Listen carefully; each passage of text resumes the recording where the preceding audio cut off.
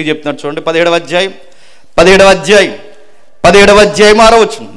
కుమారులు వృద్ధులకు కిరీటము, తండ్రులే కుమారులకు అలంకారం. ఇప్పుడు జాగ్రత్తగా వినండి. ఇప్పటి వరకు ఎవరి కోసం విన్నాం? ఇప్పటి వరకు కుమార్తెల కొరకు. సెకండ్ జోన్ తండ్రుల కొరకు. పిల్లలేమో తల్లిదండ్రులకి గౌరవం తెచ్చేలా ఉండాలట. ఇప్పుడు తల్లిదండ్రులే పిల్లలకి అలంకారంగా ఉండాలట. అడుగుతున్నాను, మన విలేజ్ కల్చర్లో ఉన్నారా? ఎవడండి అలా తాగి డ్రైనేజీలో పడిపోయాడా పెద్ద ఆయనంటే? మా నాన్న చెప్పుకుంటాడండి కొడుకు. ఎవడండి అలా రోడ్డుకి ప్రతి దానికి గొడవాడతాడో బూతులాడుతూ? ఎవడండి ఆయనంటే తన స్కూలు పిల్లలకి మా నాన్నే అని చెప్పుకుంటాడా? తాగి దందనాలాడి నీ ఇష్టానుసారంగా రోడ్లంటే పడి లేచి నువ్వు దమ్మిడి సంపాదన ఇంటికి ఇవ్వకుండా ఇష్టానుసారంగా తిరిగితే, ఒరే ఎవడరా మీ నాన్న? మేమందరం ఫీజులు కట్టేస్తాం నెలకి, నువ్వు ఫీజు కట్టలేదు ఇంకా అని అడిగితే, మా నాన్న అదిగా అక్కడ తాగి దొల్లుతున్నాడు అందుకే కట్టలేకపోయాడు అని చెప్పగలడా?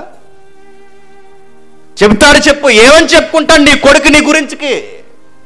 మా నాన్న బాగా తాగుతాడని చెప్పుకుంటాడా? మా నాన్న బాగా గొడవలకు వెళ్తాడని చెప్పుకుంటాడా?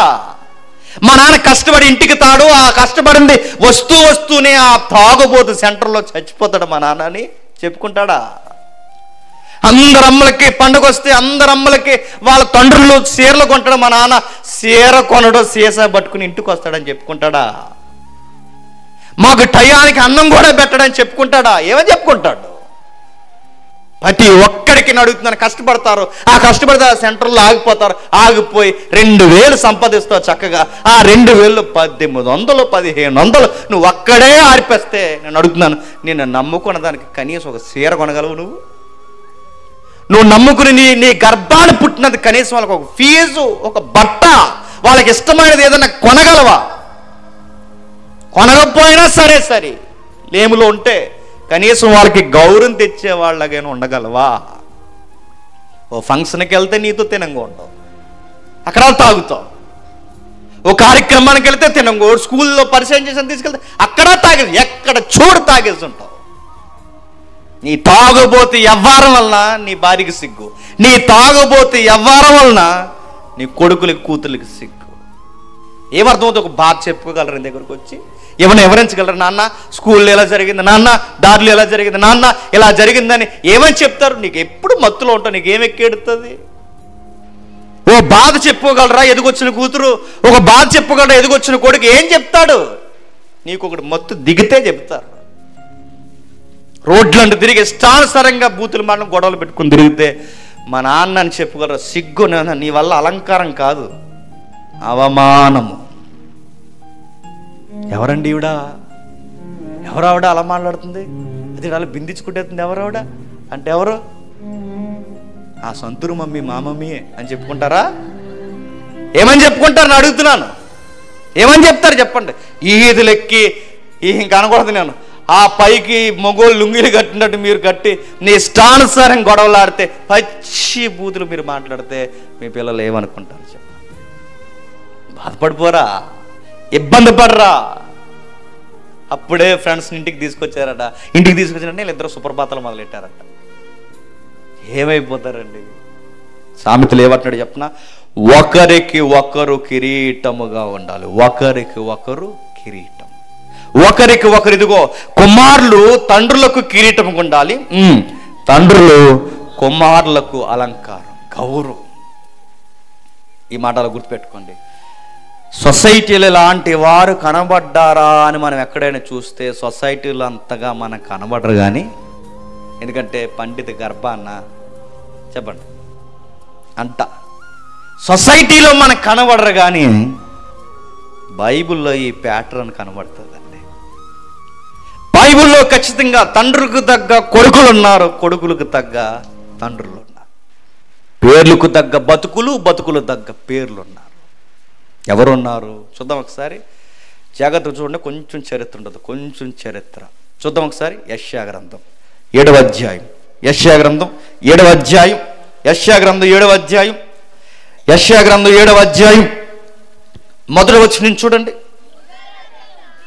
యూదా రాజైన ఉజ్జియా మనవుడు యోతాము కుమారుడైన ఆహాజు దినముల్లో సిరియా రాజైన రెజీను ఇశ్రాయేలు రాజును రెమల్య కుమారుడైన పెకాహును యుద్ధము చేయవలనని యెరూషలేము మీదకు వచ్చారు, కానీ అది వారి వలన కాకపోయినప్పుడు సిరియానీయులు ఎఫ్రామీములు తోడు చేసుకుంటారని దావీదు వంశస్థులకు తెలియపడగా గాలికి అడవి చెట్లు కదిలినట్లు వారి హృదయములు వారి జనుల హృదయములు కదిలిపోయిను. చదివిన వాక్యం ఏం అర్థమైంది? సిగ్గులు ఎక్కడ చెప్పండి. ఏం అర్థం లేదని అర్థమైంది. ఏదో విషయం చెప్తున్నాడు. ఏ విషయం? అది మామూలు గ్రంథం కాదు, అది జరాస్తున్న గ్రంథం. ఆ మిడిల్ ఆసియాలో రాజకీయం కొత్త రంగులు పూసుకుంటుంది. ఇది ఇంటర్నేషనల్ పాలిటిక్స్. అదే యెషయా గ్రంథం. బైబిల్ కల్పిత గ్రంథము కాదు, ఇది హిస్టారికల్ బుక్. బైబిల్ ఎవడో కలిపి రాసినది కాదు, ఇది చరిత్రలో నడిచిన వైరాగ్యమంతా రికార్డ్ చేసింది. ఇక్కడ జరుగుతున్న పొత్తు రాజకీయాలు, రంగుల రాజకీయాలు, ఇవి స్టేట్ ఎలక్షన్ లాంటి ఎలక్షన్ 2024 జరిగే ఎలక్షన్ వార్ లాంటిది కాదు. ఈ పొత్తు రాజకీయాలు కాదు. ఇది జిల్లా పంచాయతీ రాజకీయాలు కాదు, మన స్టేట్ రాజకీయాలు కాదు. ఇది ప్రపంచ రాజకీయ వ్యవస్థను ఒక లైన్ మీదకు తీసుకొచ్చే పొత్తు రాజకీయాలు జరుగుతున్నాయి. అలాంటి రాజకీయ వ్యవస్థలో ఒక ప్రాఫిట్ మాట్లాడుతున్నాడు. ఆయన పేరు యెషయా. యెషయా అనే ఒక ప్రవక్త రాజకీయ పరిస్థితుల మధ్య ఉన్నాడట. ఏం జరుగుతుంది? టూకీగా మీకు విషయం చెప్తాను. ఏం జరుగుతుందంటే, యూదా రాజైన ఉజ్జియా మనవడు యోతాము కుమారుడైన ఆహాజు దినములలో సిరియా రాజైన రెజీను ఇశ్రాయేలు రాజైన రెమల్య కుమారుడైన పెకాహు. ఎంతమంది ప్రజెంట్ పరిపాలనలో ఎంతమంది రాజులంటే 3 రాజులు ప్రజెంట్ మనకు కనబడుతున్నారు. ఎవరంటే, యూదా దేశానికి ఒక రాజు ఉన్నాడట, నెక్స్ట్ ఇజ్రాయేల్ దేశానికి ఒక రాజు ఉన్నాడట, నెక్స్ట్ సిరియా దేశానికి మరో రాజు ఉన్నాడట. అంటే 3 రాజకీయాల రంగులు 7వ అధ్యాయం వెనకాల నడుస్తున్నాయి. దీనికి ఫ్యామిలీకి సంబంధం ఏంటంటే చాలా సంబంధం ఉంది. మళ్ళీ ఇక్కడ యోధా అన్న ఇశ్రాయేల్ అన్న ఒక్కట కాదా? కాదు. కాస్త బైబిల్ అలవాటు ఉంటే బైబిల్ చదివిన వాళ్ళకి అర్థం అవుద్ది. ఎందుకంటే ఇశ్రాయేల్కి మొట్టమొదటి రాజు ఎవరు? సౌలు. సౌలు ఎంతకాలం పరిపాలించాడు? 40 ఏళ్ళ తర్వాత సౌలుని దించి దేవుడు మళ్ళీ కోరుకున్న రాజు ఎవరు? దావీదు. దావీదు ఎంతకాలం పరిపాలించాడు? 40. దావీదు వెళ్ళిపోయిన తర్వాత అధికారిక రాజు ఎవరు? సొలొమోన్. సొలొమోన్ ఎంతకాలం పరిపాలించాడు? 40. 3 40 120 సంవత్సరాల 3 రాజుల తర్వాత ఇజ్రాయేల్ దేశం 2 ముక్కలయ్యింది. ఏమైందంటే, సొలొమోనికి కుదురులేని కొడుకులు పుట్టారు. ఆ సొలొమోనికి మాటిన కొడుకులు ఎప్పుడైతే పుట్టారో సింహాసనం కొరకు రాజకీయ రంగులు మార్చేశారు, భూభాగాలు చీల్చేశారు, గొడవలు వచ్చేసాయి. అంటే 12 గోత్రాలు తెలుసుగా, 12 గోత్రాలు 12 భూభాగాలు. ఈ 12 భూభాగాల కూటమే ఇజ్రాయెల్ దేశం. ఈ ఇజ్రాయెల్ దేశం ఎప్పుడైతే సొలొమోన్ చనిపోయాడో, సొలొమోన్ చనిపోయిన తర్వాత 10 గోత్రాలన్నీ ఓ పక్కకు పోయాయి. ఆ మాట అర్థమవుతుందా? 7వ అధ్యాయం అర్థం అవ్వాలంటే బేసిక్ థింక్ హిస్టరీలో ఇది మనకు ఉంటే కానీ ఈ 7వ అధ్యాయం మీకు అర్థమవుతుంది. మళ్ళీ చెప్తున్నాను, 10 గోత్రాలన్నీ పక్కకు పోయాయి, 2 గోత్రాలు పక్కకు వచ్చాయి. 2 గోత్రాల పేరేంటంటే యోదా బెన్యామీన్. యోదా బెన్యామీన్ అంటే యోదా బెన్యామీన్ కలిపి ఏమంటారంటే యూదులు అంటారు. 10 గోత్రాల వారిని ఏమంటారంటే ఇశ్రాయేలీలు అంటారు. అంటే 10 గోత్రాలు ఇశ్రాయేలీలు, 2 గోత్రాలు యూదులు. ఇప్పుడు 10 గోత్రాలకు ఒక రాజు ఉన్నాడట, నెక్స్ట్ 2 గోత్రాలకు ఒక రాజు ఉన్నాడట. 10 గోత్రాలకున్న రాజు పేరేంటి? రెమల్య కుమారుడైన పెకాహు. అంటే ఇశ్రాయేల్ రాజు పేరేంటి? పెకాహు. యోధా రాజు ఎవరు? ఆహాజు. ఇప్పుడు మరి సంబంధం లేని దేశం ఉంది అక్కడ, మరొక దేశం ఉందట, అది సిరియా. సిరియా దేశానికి రాజు ఎవడు? రెజీను. అంటే 3 దేశాలు రాజకీయాల రంగులు 7వ అధ్యాయం వెనకాల ఉంది.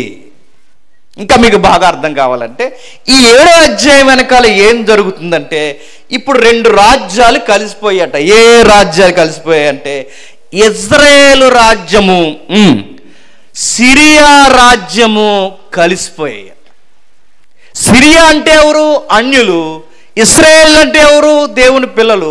దేవుని పిల్లలు అన్యులు ఎందుకు కలిసిపోయారు? ఇంతకీ వీళ్ళిద్దరు దేనికి పొత్తెట్టుకున్నారు? వీళ్ళ పొత్తు దేని మీద కంటే యూదుల రాజుల్ని చంపాడు. అంటే సొంత సహోదరులైన 10 గోత్రాల వారే సహోదరులైన యూదులను చంపేయడానికి పొరుగోడుతో చేతులు కలిపారట. ఆ పొరుగోడు ఎవరు? ఆ పొరుగోడు ఎవడు? సిరియా రాజు రెజీన్తో కలిపారట. అంత అర్జెంటుగా ఇలా పొత్తులు కలుపుకోవడానికి అంత కంగారు ఏమొచ్చింది? మీరు ఇంటికి వెళ్ళినారో చదవండి. 2వ దినవృత్తాంతాలు 28వ అధ్యాయం ఇంటికి వెళ్ళినారో చదవండి. అక్కడ ఏం జరుగుతుందంటే అసలు కనబడుతున్న ఈ 3 రాజ్యాలే కాదు, అసలోడు అక్కడ ఎగేసుకుని వచ్చేస్తున్నాడు. ఆడెవరు? అసూరు రాజు. ఎవరు తెలిసిది? చరిత్ర, ప్రపంచ చరిత్ర అనేది. సౌలు రాజు చరిత్ర కాదు ఇది. మన అడుగుతున్నాను, మన ఏపీ హిస్టరీ కాదు, ఇంటర్నేషనల్ హిస్టరీ. పర్షియన్స్, మెడో-పెర్షియన్స్, బాబులోనియన్స్, రోమన్స్, వీళ్ళందరికీ ముందు ఆలదిద్దినది అసూరియన్స్. ప్రపంచాన్ని ఏలేశారు వీళ్ళు. అలెగ్జాండర్ తర్వాత గ్రీకు. వాళ్ళందరికన్నా ముందే యుద్ధాలలో ఆరుతేరిపోయిన వారు అసూరియన్స్. అసూరు రాజు ఒకడు వచ్చి అన్నాడట, రే మీ దేశాన్ని నేను తీసేసుకుందాం అనుకుంటున్నాను రా అన్నాడట. అనుకోవడం కాదు, ఆడికి నచ్చితే తీసేసుకుంటాడు అంతే. ఆడి మహమ్మద్ గజనీ కన్నా డేంజర్ గడాడు, చాలా డేంజర్. యెరూషలేం అనేది ఏటీఎం లాంటిది. ఎందుకంటే ఇప్పటికీ యెరూషలేము అంత డెవలప్ అవడానికి కారణం ఏంటంటే బిబిలికల్గా లేదా మన వాక్యాన్ని నమ్ముతున్న వారుగా ఎంతో కొంత దేవుని దీవెన ఉంది. అది మనకి లెక్కల ప్రకారం మాట్లాడుకుంటే యెరూషలేం అంత డెవలప్ అవడానికి కారణం ఏంటంటే 2 ఖండాలకు మధ్యలో ఉంటుంది. అది ఏది? యెరూషలేం. 2 ఖండాలకు ఎందుకు మధ్యలో ఉందంటే అటు ఆఫ్రికాకి ఇటు ఆసియాకి. ఈ ఖండం వాళ్ళు అటు రావాలన్నా ఆ ఖండం వారు ఇటు రావాలన్నా మంచి హాల్ట్ ఏరియా, అంటే రెస్ట్ తీసుకునే ఏరియా ఏంటో తెలుసా? యెరూషలేం. అందుకే విదేశీయులు ఒక ప్రాంతానికి వస్తూ పోతూ ఉన్నారనుకోండి, ఆ ఏరియా ద్రవ్యరాశి ఏమవుద్దండి? పెరుగుద్ది. అక్కడ వస్తువులు ల్యాండ్ విషయంలో గిరాకీ ఎక్కువ ఉంటుంది. యెరూషలేంకి ఈ రోజుకి ఎందుకంత గిరాకీ అంటే అది ప్రపంచానికి సెంటర్లో ఉంటుంది. అందుకు దానికి అంత పేరు వచ్చింది. ఇలాంటి దాని మీద కన్నేసాడు. పైగా అక్కడ ల్యాండ్ చాలా చాలా సారవంతంగా ఉంటుంది. ఇప్పటికీ మీకు ఎవరైనా అక్కడ తెలిసిన వాళ్ళు ఉంటే మీరు అడగండి, వంకాయే పొట్లకాయలో ఉంటుందండి. అక్కడ ఒక వంకాయ చాలు 3-4 రోజులు వండుకోవచ్చు మనం. వంకాయే పొట్లకాయ ఏంటో మరి. నిజంగా దేవుడు వాళ్ళని దీవించడానికి జాగ్రఫికల్ ఎవిడెన్స్ ఏంటి చెప్పిన, మనది ఎంత నల్లరేగడండి, మన ఏరియా అంతా నల్లరేగడి ఉంటుంది. కొంచెం పైకి అయితే ఎర్రరేగడి ఉంటుంది. 2 రేగళ్ళు మంచివే పంటలకి. నల్లరేగడే, ఎందుకంటే సారం అంటే ఆ చిత్తడు ఉంటుంది. ఈ 2 మంచిది. మీరు యెరూషలేం ఏ ల్యాండ్ చెప్పండి? నల్లరేగడి కాదు, ఎర్రరేగడి కాదు. అది ఏ ల్యాండ్ చెప్పిన? రాళ్ళు రప్పలు. కానీ విషయం ఏంటి చెప్పిన, ఆ రాళ్ళు రప్పల్లోనే అక్కడ పండినంత వ్యవసాయం ఎక్కడ పండుతుంది. అదే వింత ఈ రోజుకి ప్రపంచానికి. రాళ్ళు రప్పల మధ్య ఎలా పండుతుందంటే ఆయన ఉన్నాడు వెనకాల. ఆయన వెనకాలంటే రాళ్ళలో కూడా పంటలు వచ్చేస్తాయి అంతే. ఆయన ఉన్నాడు కనుకే ఈరోజు చూడండి ఆ ల్యాండ్లో బాగా పండుతాయి పంటలు. అక్కడ మీకు పాత నిబంధన చదువుతుంటే ఒక ద్రాక్ష గెలనే 2 పట్టుకెళ్తున్నారు. ద్రాక్ష గుత్తు తెలుసు మనకి, గెల తెలుసు అండి. గెల ఎక్కడ చదువుకుంటాయండి? ఎక్కడ చదువుకుంటా? కొబ్బరికాయల దగ్గర. చెప్పండి, ఇదిగో తాడి చెట్లు అక్కడ అంటాం గెల. కానీ ఆ గెలనే ఓడి ఎక్కడ వాడుతున్నాం? ద్రాక్ష గెల పట్టుకెళ్తున్నారంటే ద్రాక్ష సమృద్ధి, పంట సమృద్ధి, గోధుమ సమృద్ధి, ఇంత సమృద్ధి ఉన్న దాని మీద అసూరియన్స్ కన్నేసారు. ఎందుకంటే వాళ్ళకి పంటలు ఎక్కువ పండు. పంటలు ఎప్పుడైతే పండవో ఎక్కడ పండుతున్నాయో ఆ ల్యాండ్ లాగేసుకుంటారు. ఆ ల్యాండ్ లాగేసుకోవడానికి బయటకు వచ్చి వార్నింగ్ ఇస్తారు. ఆ వార్నింగ్ ఏమంటారంటే, మర్యాదగా మీరు ఇచ్చేస్తారా ఇవ్వరా, మీరు ఇవ్వలేదనుకోండి పనిష్మెంట్ ఎలా ఉంటుందో చూపిస్తానని వాళ్ళు ఏం చేస్తారంటే అమాయకులను పట్టుకుని, ఆ అమాయకులను తీసుకొచ్చి ముఖ్యంగా గర్భిణీ స్త్రీలను పట్టుకుని ఆ గర్భిణీ స్త్రీల యొక్క ఆ మానాల్లో కత్తులు దించి పైనుంచి కిందకి సీరేసి ఆ బిడ్డను బయటకు లాగేస్తారు. చూస్తుండగా ఆ బిడ్డ మాయ ఇలా నెలల నిండా ఆ బిడ్డ ఎప్పుడైతే ఇలా కింద పడిపోయిందో ఆ తల్లి అరిసి ఎప్పుడైతే చచ్చిపోద్దో ఆ అరుపులు చూసి మిగిలిన వాళ్ళకి టెన్షన్ వచ్చేస్తుంది. యుద్ధంలో అదొక బెదిరింపు అన్నమాట. ఇంకా వాళ్ళు ఏం చేస్తాడంటే, ఎవడైనా తిరుగుతున్నవాడు ఉంటే మనిషి బతుకుండగానే, మీరు చూడండి, మీరు గూగుల్లో అడగండి, ఇవన్నీ కనబడతాయి మీకు. అసూరియన్స్ ఎలా యుద్ధాలు చేసేవారు. ఇంకా ఏం చేస్తారంటే, ఆ ఎవడైనా సామాన్యం తీసుకొచ్చి వాడి చర్మం అంతా ఒలిచేస్తారు. బతుకుండగానే ఈ చర్మం అంతా పైదు ఒలిచేస్తారు. చర్మం ఒలిచేసిన తర్వాత లోపల ఏం కనబడుతుంది? కండరాలు ఉంటాయిగా. మీరు ఎప్పుడైనా పోస్ట్ మార్టం చూడండి సరదాగా. పోస్ట్ మార్టం చూస్తే నేను ఉద్యోగం మాత్రం పోస్ట్ మార్టంకి వెళ్ళాను. వెళ్ళినట్టునే పక్కగా ఎండిపోయినాడు పెద్ద ఆయన. అదే ప్రాబ్లం వచ్చినప్పుడు డౌట్ వచ్చినా పోస్ట్ మార్టం చేస్తారు.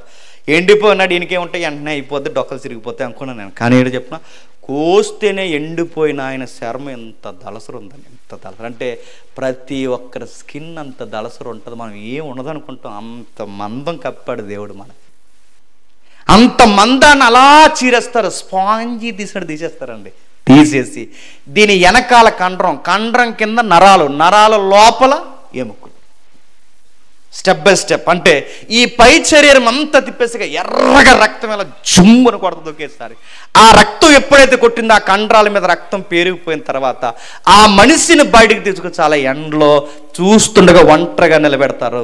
అలా నిలబెట్టిన ఆకాశం ఆ రోజుల్లో గెద్దలు ఈ రాబందులు తిరుగుతాయి కదండి, ఆ చేతులు కాళ్ళు కట్టేసి ఎర్రగున్న దేహాన్ని ఎప్పుడైతే పడేస్తారో బతుకుండగానే వచ్చి పొడుచుకుని తింటాయి. ఈ సీన్ అంతా చూపించాడు ఎవరు? అసూరు రాజు. వీడి తెస్టేసాడట, లెటర్ పంపించాడు. నేడో రేపో ఇజ్రాయేలు పరిసర ప్రాంతాలన్నిటినీ లాగేద్దాం అనుకుంటున్నాను, మర్యాదగా వచ్చేస్తే సరి, ఒప్పుకోకపోతే పనిష్మెంట్లు ఇలా ఉంటాయని చూపించాడు. ఈ వార్త ఇలాగ వచ్చింది. ఇజ్రాయేల్ దేశానికి ఎప్పుడైతే వాళ్ళు ప్రయత్నం చేసుకుంటూ వస్తారో, వాళ్ళ దాడి చేసుకుంటూ వస్తున్న సమయంలో మొట్టమొదటి ఇజ్రాయేల్ దేశానికి ముందే దొరికేసే దేశం ఏంటో తెలుసా? సిరియా దొరికేస్తారు. మామూలు రాజకీయాలు కదా ఇక్కడ జరుగుతుంది. సిరియా ఎలా దొరికేద్ది? ఎందుకని మంచిది, ఒకసారి మ్యాప్ చూస్తారా? మ్యాపే లేదా బైబిల్లో? మ్యాప్ అంటే సోషల్ మ్యాప్ కాదు, బైబిల్ మ్యాప్. చూద్దాం ఒకసారి చూడండి, మీకు అర్థమవుద్ది. 7వ అధ్యాయం అర్థమవుద్ది. మనం ఎందుకు మాట్లాడుకుంటున్నాం. ఇజ్రాయేల్ అబ్రహాము గారు ప్రయాణం చేసిన ప్రదేశాన్ని ఒక మ్యాప్ ఉంది చూడండి. ఒకసారి చూడండి ఆ మ్యాప్లో, ఆ మ్యాప్లో కనిపించిందా? ఫస్ట్ మ్యాప్ ఉందా అందరికీ? మ్యాపే లేదా? ఉందా? పైకి మీరు స్టార్టింగ్కి వెళ్ళిపోండి. అస్కనజ్ కనిపించిందా? అస్కనజ్ కనబడిన ఒక మోగసేగ చేయండి. అస్కనజ్ కనిపించిందా? అస్కనజ్ పక్కన అరారాతు కొండ అనగానే మీకు బ్లైండ్గా గుర్తు రావాల్సింది ఏంటి చెప్పండి? అదే ఎవరు? నోవహు వాడ. కొండలాగా లేదేంటండి అనుకో, కొండ మ్యాప్లో అలాగే ఉంటుంది. కొండలాగా ఎత్తది, మ్యాప్ అది లేఅవుట్ అవుతుంది. ఓకే, ఆ మ్యాప్ ఆ అరారాతు కొండకి మీరు రండి. నినేవే కనబడ్డదా? ఆ నినేవే గారి దగ్గర అక్కడ ఎవరు ఉండేవారు? అక్కడ ఎవరు గాస్పల్ చెప్పారు? ప్రతి ఏరియాకు ఒక అడ్రస్ మనకు కనబడుతుంది చూడండి. అరారాతు కొండ, నోవహు, నినేవే దగ్గర యోనా. కిందికి రండి. అసూరు అంటే ఎక్కడి నుంచి వాడు వార్నింగ్ ఇచ్చాడు. ఇప్పుడు అలా పైకి ఎగేసుకుని వస్తే ఆరాము వస్తుంది. ఆరాము తీసేయండి. రెజీను, రాము, ఈ పేర్లన్నీ ఎక్కడే తెలుసా? చెప్పండి. ఈ పేర్లన్నీ ఎక్కడేంటి అంటే వీళ్ళకి బాధ వచ్చేది బయట వాళ్ళకి. ఈ పేర్లన్నీ ఎక్కడి అంటే మిడిల్ ఆసియా కల్చర్. ఇలా ఒప్పుకున్నా ఒప్పుకోకపోయినా మనకి ఆర్యులు అనే పేరు మీద మన ఇండియాకి వచ్చారు. ఆ వచ్చిన వాళ్ళు మనల్ని ఆక్యుపై చేశారు. ఆ పేర్లే ఇక్కడ పెట్టుకున్నారు. ఆ పేర్లే ఇంకా తిరుగుతున్నాయి. ఇది వీళ్ళు ఒప్పుకోరు. చివరికి వీళ్ళు ఒప్పుకోలేక యేసుక్రీస్తు వారి ఇండియా వచ్చేసాడు అంటారు. చరిత్రకారులు మరి. సరే వాళ్ళ కనుక చూదులేండి. ఆరాము నుంచి అలా బయటికి అలా తిన్నంగా వస్తే ఫస్ట్ నేమ్ ఏం కనబడుతుంది చెప్పండి? దమస్కు కనబడదా? దమస్క్ అనగానే దమస్కు దేనికి రాజధాని? సిరియా రాజధాని. అంటే ఇప్పుడు యెరూషలేం ఎక్కడుంది? హెర్మోను కొండ, గిన్నెసెరత్ అంటే గలిలయ సముద్రానికి ఉన్న మరో పేరు గిన్నెసెరత్, కింద రామత్ గిలాదు, కింద యెరూషలేము, కింద ఏదోము, కాదేసు బర్నయ, ఇలా కింద చెప్తే ఈ దమస్క్ పైనుంచి కింద వరకు ఈ ఉన్న ఈ బోర్డర్ అంతా ఏమంటారంటే ఇజ్రాయేల్ దేశము. అంటే ఇప్పుడు ఇజ్రాయేల్ దేశం మీదకి అసూరుగాడు రావాలంటే ముందు ఎవడ మెడకాయ పడేసుకుంటాడు చెప్పండి? సిరియా. ఇప్పుడు వీడికి భయం వేసింది కనుక సపోర్ట్ ఎవరిని తీసుకుంటున్నాడంటే ఎవరిని తీసుకుంటున్నాడు? ఇజ్రాయెల్ దేశమా, నువ్వు నేను ఇన్ని సంవత్సరాలు మనం కలిసో తిట్టుకునో కొట్టుకునో ఏదోలాగా బతికాం, ఏదో కక్కో మింగో ఏదోలా మన బతుకులు కొనసాగించాం. ఇప్పుడు అసలోడు ఒకడు వస్తున్నాడు, వాడు నిన్ను బతికినవాడు నన్ను బతికినవాడు. అందుకే మనం ఏం చేద్దామంటే మన ఇద్దరం కలిసి ఆ వస్తున్న వాడి మీదకి ఫైట్కి వెళ్దాం. ఏమంటావు? మన గొడవలు మనం తర్వాత చూసుకుందాం, ముందు మన ఇద్దరం పొత్తెట్టుకుందాం. సేమ్ ఏపీ పాలిటిక్స్ లాగా ఉన్నాయి చూడండి. మనం తర్వాత చూద్దాం, ముందు అతగాడిని దించేద్దాం. ఏమంటారు? ఓకేనా? ముందు వాడిని రాకుండా అనగానే మళ్ళీ ఆలోచించుకున్నారు, కోర్ కమిటీ మీటింగ్ పెట్టుకుని బలం సరిపోదు. ఇప్పుడు మనకు బలం సరిపోదు కనుక మూడో వాడిని కూడా సపోర్ట్ తీసుకుందాం. ఎవడు మూడోవాడు? ఇప్పుడు ఇశ్రాయేలు సిరియా కలిసే. ఇక మూడో దేశం ఏ దేశం ఉంది? యోధాను కూడా సపోర్ట్ తీసుకుందాం. ఎందుకంటే ఇప్పుడు మనం 3 రాజ్యాలు కలిస్తాడు ఈజీగా ఎదిరించవచ్చు. యోధాను కూడా అడుగుదాం. ఏమంటారంటే యోధాకు అప్పటికి రాజు ఎవడు? ఆహాజు. ఈ ఆహాజు గారిని ఎప్పుడైతే అడిగారో ఆహాజు ఏమన్నాడంటే మీతో నేను పొత్తు పెట్టుకొని రా అబ్బాయి అన్నాడు. నేను మీతో రాను రా అబ్బాయి అంటే రాపోతే ఎలా కుదురుద్ది? నువ్వు మాత్రం బతుకుతావు, మమ్మల్ని ఇద్దరినే చంపేస్తారు, తర్వాత నిన్ను కూడా చంపేస్తారంటే నాకు అవన్నీ అనవసరం, నేను మీతో పొత్తు పెట్టుకోను అంటే వీళ్ళకి వెంటనే కోపం వచ్చింది. ఇప్పుడు ఈ దేశం కనుక మనకు సపోర్ట్ ఇవ్వకపోతే ముందు ఆడి చేతుల్లో చచ్చిపోతాం, వాడి చేతుల్లో మనం చనిపోకూడదంటే మనం ముగ్గురం ఏకమవ్వాలి. అసలు ఈ ప్రజలు రాకుండా ఈ ఆహాజు మాట వినటం లేదు గనక అసలు ఆహాజుని లేపెత్తే ఎలా ఉంటుంది? ఇది రాజకీయం.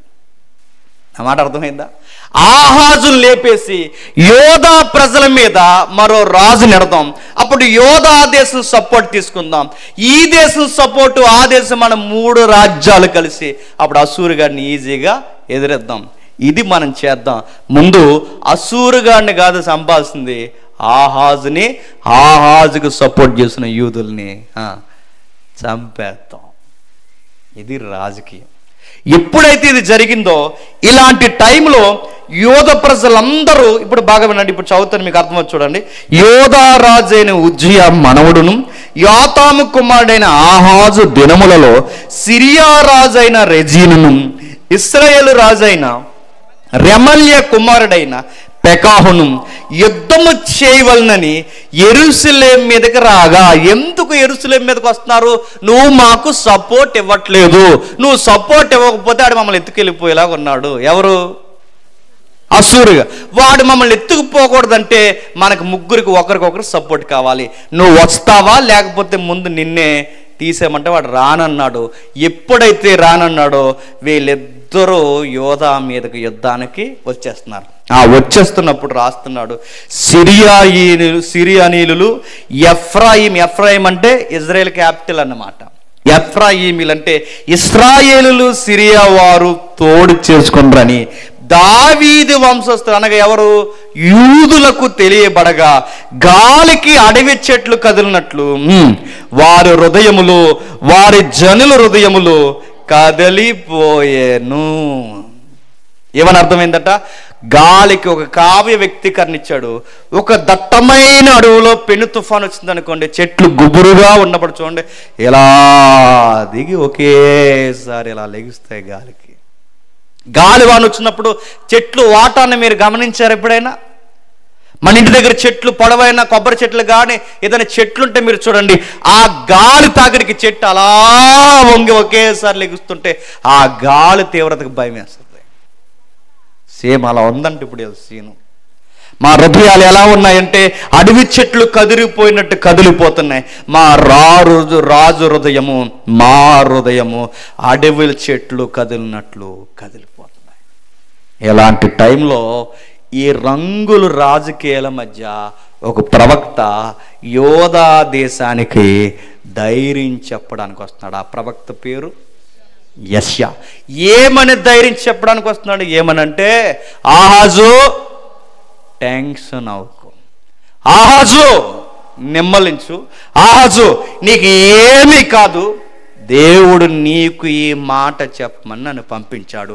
ఈ పొత్తు ఆ పొత్తే కాదు, ఎన్ని పొత్తులు కలిసినా ఈ యోధా దేశాన్ని ఏమీ చేయలేవు, యోధా దేశాన్ని ఏమీ చేయలేవు, ఏమీ జరగదు. ఇదిగో నీకు చెప్పడానికి దేవుడు నన్ను పంపించాడని 3వ వచనం చెప్తున్నారు చూడండి. అప్పుడు యెహోవా యెషయాతో ఎలాగో సెలవిచ్చును, ఆహాజును ఎదుర్కొంటకు నీవును నీ కుమారుడైన షయర్యాషీబును సాకెరేవు మార్గమున కోనేటి కాలవ కడ వరకు పోయి అతనితో ఇలాగూ చెప్పము, భద్రము సుమి, నిమ్మలించుము, పొగరాచున్నాం. ఈ 2 కొరకంచులకు అనగా సిరియాకి ఇజ్రాయేలుకి భయపడకు, ఎందుకంటే రెజీనును సిరియానీలు రెమల్య కుమారుడైన వారి కోపాగ్నికి ఆహాజు జడియకు, నీ గుండె అవై నీకు, నువ్వు టెన్షన్ పడకు, ఎన్ని రాజకీయాలు ఎంతమంది కలిసి వచ్చినా నీకేమీ కాదు, నీకేమీ కాదని ఒక రాజుకి ఎవరు ధైర్యం చెబుతున్నారట చెప్పండి? ఒక రాజుకి లేదా ప్రపంచ రాజకీయాలు ఇంత భీకరంగా యుద్ధానికి సంగ్రామానికి సిద్ధమైపోతే ఆ టైంలో రాజుకి ధైర్యం చెప్పేది ఎవరు? పాస్టర్ గారు. ఎవరు ఆ పాస్టర్ గారి పేరు చెప్పండి? యెషయా వచ్చి చెప్తున్నాడట. ఏమని చెప్తున్నాడు చూడండి, నువ్వు టెన్షన్ పడకు, నీకేమీ కాదు. రాజులకు ఒక లక్షణం ఉంటుంది, మనకి ఏమీ కాదనడానికి ధైర్యం ఎలా చూడమంటావు? సైన్యాన్ని ఏమైనా పోగేశారా? మనకేమీ కాదనడానికి ధైర్యానికి ఆధారం ఏంటి? మనకేమీ కాదని నువ్వు బాగానే చెబుతున్నావు. హైట్నెస్, ప్రూఫ్, ఎవిడెన్స్, సాక్ష్యం ఏముంది? మనకేమీ కాదని నువ్వు చెప్తున్నావు. నీ మాట నేను బిలీవ్ చేస్తాను. వెనకున్న ప్రజలకి ధైర్యం చెప్పాలి, ఏమి చూపించి వాళ్ళకి ధైర్యం చెప్పను. అప్పుడు యెషయా అన్నాడు, అది కాదు, ఇది కాదు, ఇది కాదు, అది కాదు, నువ్వు చూడాల్సింది చెప్తున్నా, నీ ధైర్యానికి దేవుడు ఒక సాక్ష్యాన్ని పంపాడు. ఆ సాక్ష్యము కదిలే సాక్ష్యము. ఆ సాక్ష్యం ఎవరో తెలుసా? నా పెద్ద కొడుకు అన్నాడు. ఎవరట? యెషయా యొక్క పెద్ద కొడుకు. ఆ పెద్ద కొడుకు పేరు రాస్తున్నారు చూడండి. యెషయాని ప్రవక్త అయిన యెషయాని రాజు దగ్గరికి వెళ్తున్నప్పుడు, నువ్వు ఒక్కడవే వెళ్ళకు, నీ కొడుకును కూడా ఎంట పెట్టుకుని వెళ్ళు. కొడుకు ఎందుకంటే నీ కొడుకే ఈ దేశంలో ఏమీ జరగదని చెప్పడానికి సాక్ష్యం ఎలా అంటే కుమారుడు ప్రవచనాలు చెప్పడానికి కాదు. ఆ కుమారుడు సాక్ష్యం ఎలా అంటే, ఆహాజుని ఎదుర్కొంటకు నీవును నీ కుమారుడైన షయర్యాషీబు అంటే ఆ పేరులోనే అర్థం ఉంది. ఆ పేరుకి అర్థం ఏంటి చెప్పనా? ఇదిగో షయర్యాషీబు అంటే యోధా శేషము ఏమీ కాదు అని అర్థం వచ్చే పేరే యెషయా కొడుకు పేరు షయర్యాషీబు. యెషయాకి బాగా వినండి, యోధ ప్రజలకి, రాజుకి, దేశాలన్నిటికీ సాక్ష్యం అని చెప్పిన, ఈడున్నంత కాలం ఈ దేశానికి ఏమి అవ్వదు. ఎంత బాగుంది చూడండి. అంటే యెషయా కొడుకు జరిగే యుద్ధాన్ని అలా ఆపేసినట్టు ఉందంట ఆయన సాక్ష్యం. యెషయా కొడుకు బాగా వినండి, యెషయా కొడుకు ప్రవచనాలకి సాక్ష్యం, దేవుడి పక్షాల సాక్ష్యం, రాజకీయ రంగులు నీ మీదకి రాజు అనడానికి సాక్ష్యం. ఇంకా విషయం ఏంటో తెలుసు, ఇదిగో ఈ కొడుకున్నంత కాలం ఎవ్వడు నిన్ను ఏమీ చెయ్యలేడు. ఎందుకంటే వాడి పేరే దేవుడు ఏం పెట్టమని తెలుసా? శాసం. అంటే మిగిలిన 2 గోత్రాలకి ఏమీ జరగదు. కొడుకుకు తగ్గ తండ్రి, చెప్పండి, తండ్రికి తగ్గ కొడుకు, కొడుకుకు తగ్గ తండ్రి, తండ్రికి తగ్గ కొడుకు. ఇంకా ఎంత బాగా మాట్లాడుతాడు చూడండి యెషయా. ఇదే 8వ అధ్యాయం 18వ వచనం. ఇదిగో నేనును యెహోవా నాకు ఇచ్చిన పిల్లలను సియోను కొండ మీద నివసించు సైన్యములకు అధిపతి యెహోవా వలన సూచనలుగాను మహత్కార్యములుగాను ఇశ్రాయేలు మధ్యున్న మా పిల్లలు గాలికి తిరిగే పిల్లలు కాదు, మా పిల్లలు దేవునికి సాక్ష్యాలు, ప్రవచనాలు నెరవేరతాయనడానికి సాక్ష్యాలు, మా పిల్లలు చూసే క్రియలు, మా పిల్లలు అద్భుతాలు, మా పిల్లలు కదిలే అద్భుతాలు. యెషయా ఎంత గర్వంగా చెప్పుకుంటున్నాడు చూడండి. నా కొడుకులు, ఇదిగో నా కొడుకులు ఈ సమాజం మధ్య ఎలా ఉన్నారు తెలుసా? అద్భుతం, మహా అద్భుతం. ఎవడండి ఈ అబ్బాయి? సయ్యర్జాసీబ్ అంటే ఎవరండి ఈ అబ్బాయి అంటే, ఈడున్నంత కాలం మన దేశానికి ఏమవుదట, దేశాన్నే కాపాడుతున్న చక్కటి కొడుకండి. ఆ కొడుకు ఎవరు కొడుకు? యెషయా కొడుకు. నేను అడుగుతున్నాను, కొడుకును పొగిడితే ఎవరికి, నేను మరలా చెప్తున్నాను, ఎవరికి గర్వంగా ఉంటుంది చెప్పండి? యెషయా కూడా చెప్పుకుంటాడు, ఇదిగో నా కొడుకు, పెట్టిందే పేరు, చెప్పినట్టే ఉంటాడు, దేవుని సాక్ష్యానికి ధీరుడిగా నడుస్తాడు, నాకు తగ్గ కొడుకు. ఇప్పుడు చెప్పండి, కుమారులు తండ్రికి కిరీటము, తండ్రి కుమారుడకు అలంకారం. ఈ రెఫరెన్స్ ఎవరికి సూట్ అయింది చెప్పండి? యెషయాకి, యెషయా కొడుకులకి. చెప్పిన పేరు బాగా, ఆ చెప్పిన పేరుకు తగ్గట్టే యుద్ధాన్ని ఆపేశారట. నేను అడుగుతున్నాను, మన పిల్లలు యుద్ధాలు ఆపేస్తారా, యుద్ధాలు తెచ్చేస్తారా చెప్పండి? ఎందుకంటే ఆ ఈదులో అందరూ నరుక్కుని చచ్చిపోయినట్టు ఈ ఎదవ్వల్లండి అని చెప్తారు. ఎందుకంటే ఆ ఈదులో అలా కొట్టుకు చచ్చిపోయారు? ఆ పిల్లండి, ఆ పిల్ల వల్లేనండి ఊరు అలకాడైపోయి. మన పిల్లలు యుద్ధాలు ఆపరు చెప్పండి, యుద్ధాలే తెచ్చేస్తారు. యెషయా కొడుకు చెప్పండి యుద్ధాన్ని ఆపేశాడు. ఈ కుర్రోడు ఉన్నంతకాలం ఏమీ కాదు. విట్నెస్. ఆ రోజులో బైబిల్ లేదు కదండి, సాక్ష్యమే. ఈరోజు మనకి సాక్ష్యం బైబిల్.